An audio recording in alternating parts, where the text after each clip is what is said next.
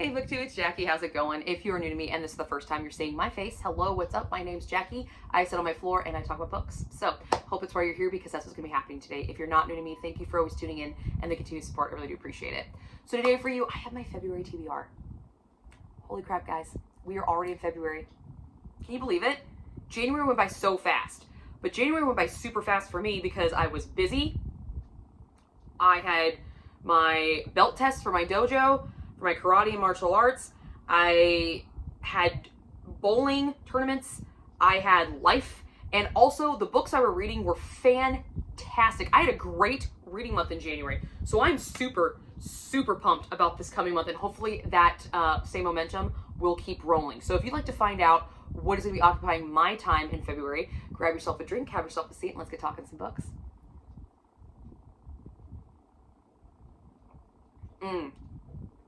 It is very cold outside, and on a cold day, I want nothing more than just a really good cup of hot chocolate. And this stuff is awesome. And this little mug is my little cauldron mug from my daughter. It's actually hers. We got it when we went to Salem. And she let me use it because it looked cute, and I wanted a cute mug for the photos, for the video. So, yeah. Still good. All right. Now, for the books. There's a lot of stuff in February that I could have themed a TBR around. But I am also participating in the Reader's Gauntlet, which if you're not familiar with the Reader's Gauntlet, that is a massive, massive book challenge for the entire year of 2026. Essentially, it's a bingo board full of reading challenges, and as you complete them, you mark them off, okay? And I am going for it. I have already completed the spinner wheel challenge, and one of the boxes is participating in another readathon. Well, the first week of February is always the Polarthon hosted by Jade Reads, and I will link her channel in the down box below. What the Polarthon is a polar fantasy readathon. So you read polar fantasies. You do not have to read polar fantasies. You can read polar anything, whatever meets the prompts. And here are the prompts here. But what she did this year is, as you can see, there's 10 prompts. And there's this little cutout thing right here that if you fold it up, it becomes a dice. And you're supposed to roll the dice. Whatever number you land on, that's the prompt you read. Plus, you donate that dollar amount to this fund that will help survive, keep polar bears around, help them, prevent them from going extinct and endangered. And her announcement video will be in the down box below, along with the link that's attached to her announcement video. I'll put it all in the down box below. So if you want to participate in the Polarthon, you can. You are not required to donate if you don't want to. I actually will not be, but I want to just shout it out. So in case you do, it's not that I have anything against polar bears. I'm just broke. Okay, guys? I'm broke. Just broke. Okay? That's the reason why. I'm sorry, but this is my way of kind of contributing, is shouting it out. But for the Polarthon, it's actually really convenient because even though January was a great reading month for me, I did not complete my TBR. And the two books that I did not complete actually meet two of these prompts. So instead of rolling, I just went with those two prompts. And the first one is, number 1, a snowy cover. I did not complete The Bronze Horseman by Paulina Simons. This is the first installment to the Bronze Horseman trilogy. It's also a reread for me. I kept all my rereads towards the end of the month because I've already technically read them. But this was a 5-star book. And the prompt number 1 is a snowy cover. There's snow on the cover, so it meets it. So I'm going to use it. Thanks. This follows Alexander and Tatiana during World War II, Russia, World War II. And this thing was 5 stars for me. I have a previous book review for it. I'll link in the down box below. This thing is a very emotional, sensual. It can be sensual. It could be. A very sensory feeling book. The way Paulina Simons writes is she's very engrossing and very all-encompassing, and the ambiance, that's the word I'm looking for, ambiance of the world that she creates. I mean, you really feel it. You feel the cold. You taste the blueberries from the pie. She just did an excellent job with this book, and I'm really excited about revisiting it because I've actually never completed this trilogy. I've only read the first 2 books. So I'd like to maybe complete this trilogy this year and complete one of my gauntlet challenges at the same time. So that's the first book. The second book is actually for prompt number 8, and that was a white cover. I did not get to The Wicked Witch of the West, The Life and Times of the Wicked Witch of the West by Gregory Maguire. But as you can see, this whole book is primarily white. It's one of the whitest books that I have. So I think it totally meets it. Again, another reread for me. Now, this was a very hard read back in 2016 when I read it. I do have a full book review for it, and I'll link it down in the box below. Now, mind you, those book reviews are really old school, Jackie. Like, that's when I very first came to YouTube in 2016, back in the day, and then I took a hiatus for up to a million years, and then came back, okay? So don't judge the reviews. Don't judge me, please. But this is the start and finish of The Wicked Witch of the West, which Wicked Witch of the West is from Frank L. Baum's Wizard of Oz. This is also the source material for the Broadway musical Wicked, and of course, the adaptation of the film adaptation that has recently taken over the world. Okay? This is a hard read. It is. It is an exhausting read, but I've always been intrigued to go back to the series and reread it. I've only read the first two. I've never read the whole series. And I always say every year, I think I'm going to reread the series, do one each quarter. And I think this is the year that I'm going to do it. So, Polarthon, here are your picks. Snowy cover, white cover. Let's read for some polar bears. None of them are polar fantasies, but, you know, you get what you get. And then it will knock off one of my gauntlet challenges.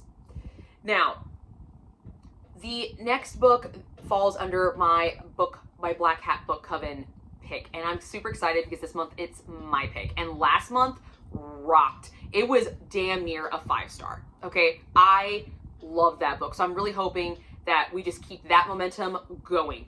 All of us were there for the live show, all of us had finished the book, and all of us had there was pretty decent scores for all of us. So I'm really, really excited, and I hope that my pick still, you know, carries over and keeps that momentum going, and that is The Forgotten Witch by Jessica Dodge. This is the first installment in what I believe is a trilogy, and we follow Helen Kent, who goes to Scotland to see a 500-year-old cottage where she discovers some journals. I think, yeah, mysterious journals that thrusts her into this world of magic and mystery and intrigue. And there's this dashing Scottish neighbor that helps her do it.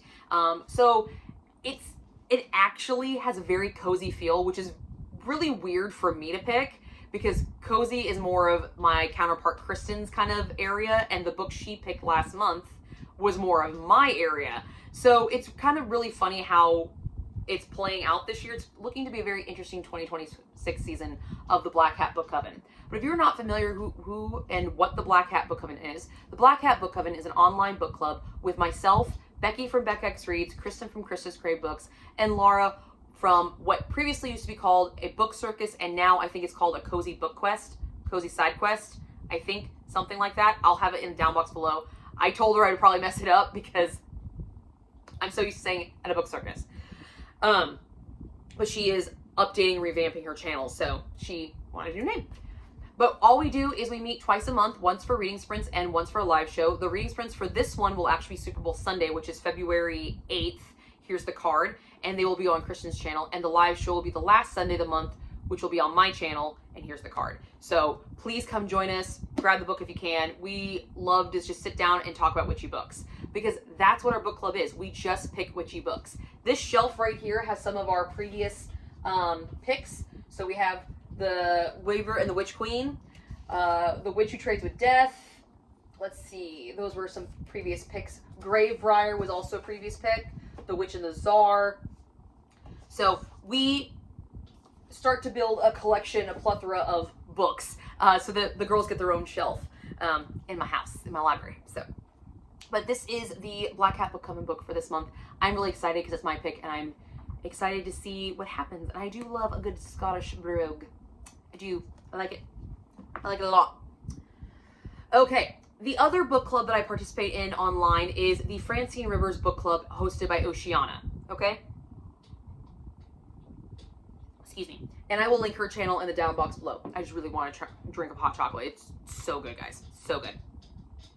Now, I am not actually a member of like the live show, but hopefully maybe one month she'll have me on. Last month we read Bridge to Haven, and I will link the live show discussion in the down box below so you can go check it out. That was great. This month we are actually doing another reread, at least for me, and that is The Lady Is Mine by Francine Rivers. This was 4.5 last year. Now, I just read this last year, so I'm not going to feel horribly bad if I don't actually get to it. this month, but if I can, I will try to pick it up, because the live show will be in March when we go to talk about it, so I will have some time. But I just wanted to make a reference to it, so in case you were participating in this readathon, this is the book. But I literally just read it last year, like in February, so yeah. So if I don't get to it, I'm not going to be upset, because I've already read it and I loved it. So there we go. Now, my Spicy Book Club, the book has not been issued yet, so I don't know which book that's going to be. But I will find out later, and then I will try to get it fit in somewhere and try to read it. But now it's just for the free picks. These are the books that are just calling me, and I feel it. So February is the month of romance. So of course I'm going to pick some freaking romance. However, there was one book that was calling to me as I was going through my library and putting books up. I was like rereading the back covers of some of these books, trying to figure out like, where to fucking put them. Okay, I have a really weird organization system. I don't know if it's going to stay that way, but it's what's happening.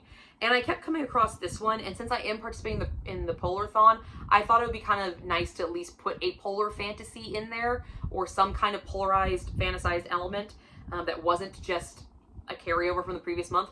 So I have The Frozen Crown by Greta Kelly. This is book 1 of the Warrior Witch duology, which it is completed. The second one is out. I just don't own it.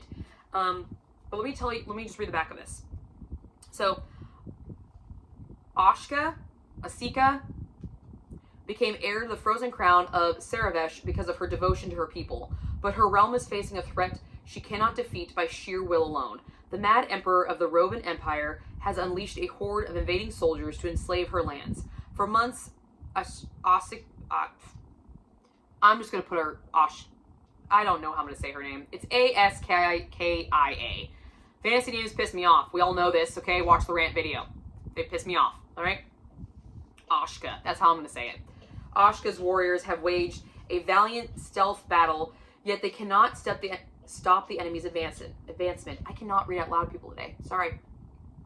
Running out of time, she set sail for the sun-drenched Vashir, the neighboring land to the south, to seek help from the ruler Emperor Arman. A young woman raised in army camps, Ashka is ill-equipped to navigate Vashir's labyrinth political games. Her every move sinks her deeper into the court intrigues that bewilder and repel her, leaving her vulnerable not only to enemies gathering at Vashir's gates, but to those behind the palace walls. And in this glittering court where secrets are worth more than gold, Ashka fears that one false step will expose her true nature. For Ashka is a witch gifted with magical abilities, knowledge that could destroy hundreds of lives as well as her own.